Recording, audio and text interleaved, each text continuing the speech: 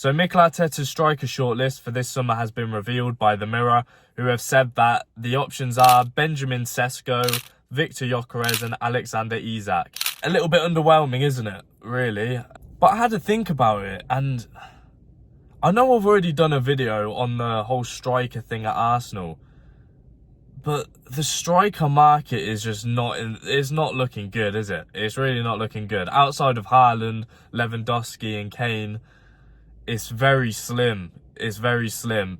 Even if we were to go for Osimhen for close to 100 mil, I don't even know if I'd be enthusiastic about that. Maybe I'm too picky.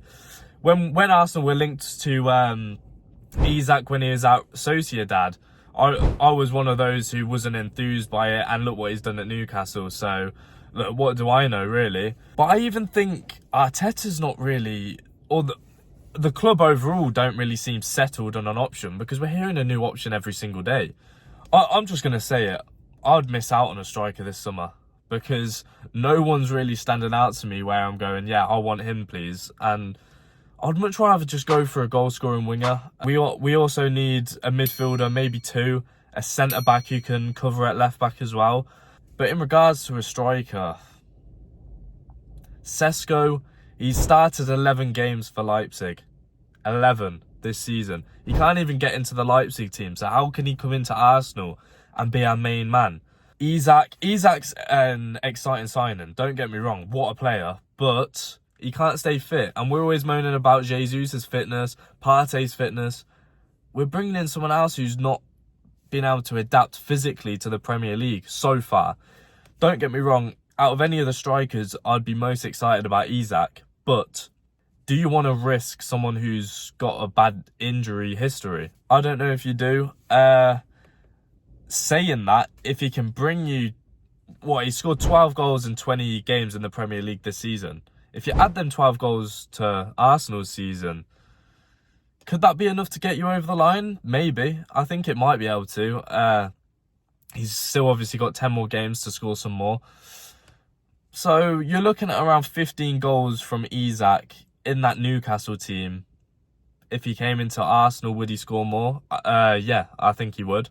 It's just whether or not the club want to take the gamble. Gyokeres, I don't know. I've tried to get more enthused about this one, but I just can't. I really can't. I watched him a few times for Cov last season. I actually watched him live once for Cov last season. And at the time, I thought Gustavo Hamer was Cov's best player. Every time I watched, I thought he was the one that would go on and be the best out of the few talents that are in that team. Don't get me wrong, the Cov fans that I went with were raving about Gyokeres before I watched them play. But they did acknowledge the fact his overall gameplay isn't great, it's just his goal scoring. What do Arsenal need? We need a goal scorer, I get that. But I don't know. I'm not sure. I'm not up for Gyokeres. I'm really not. And you're talking upwards of 60 mil. Do you want to spend that much for someone who's... Yes, he's going to score loads of goals, but I don't know if he's... I'm not sure if he's that guy. I think he scored 22 goals in 24 games, league games this season, I think, with 10 assists. I might be a couple goals or games off, but it's roughly that sort of... I mean, look, the numbers are ridiculous. He's one of the best output machines right now this season in European football. But my honest opinion, I don't think he's ready for this. That would be a major step up. Sporting Lisbon to Arsenal, challenging for the Premier League, and next season we'll be hoping to go for the Champions League as well. That's a massive step up from Sporting Lisbon. And I was watching him at Cov last season, like I said, only a few times, and I weren't like, I didn't look at him and go, oh yeah, he could play for Arsenal. I thought, oh, maybe a West Ham could pick him up and he'd be decent for them. Like I said, Sesko, 11 starts for Leipzig. Look, if you sign Sesko in, he was a player that we'd be developing under the wing of Havertz, Jesus, Trossard as the main three options, and then you went big for a winger, a midfielder and a centre-back, I'll go, okay, yeah, that makes sense. And then in a year or two's time, he might be at the level to come in and chip in with a number of goals. But to come in and be the main man, it depends how much we're talking in terms of money, really. If you're talking upwards of 60 million, that's a big outlay. So, yeah, my honest opinion would be leave the striker thing this summer, because I don't want us to go and spend loads of money on someone no one's comfortable with. I know some people on Twitter have their opinions, they'll post the comps or whatever, but don't get it twisted. No one's sitting there watching Sesko and Gyokeres every week. They're watching the comps and they're making the judgments from there, and they're seeing the numbers and saying, yeah, Gyokeres, what a player he'd be for Arsenal. But from what I can only speak on what I've seen, and I'm not convinced by any of them really. Isak, yes. Quality-wise, yes.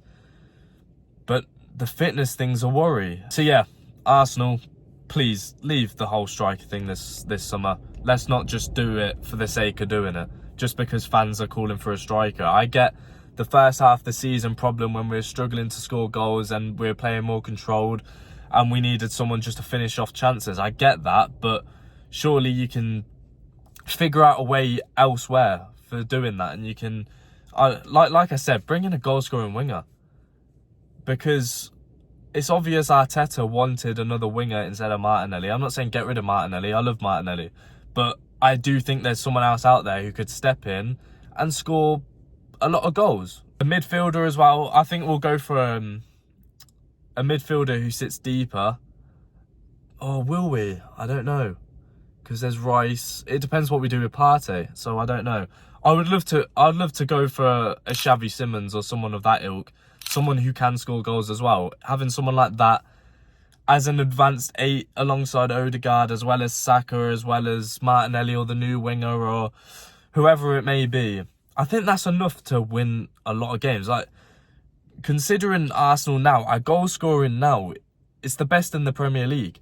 So what you're getting from the striker, is that going to be a massive upgrade on this? I don't know. We have seen teams, City in the past, we've seen Liverpool win the league with a false 9.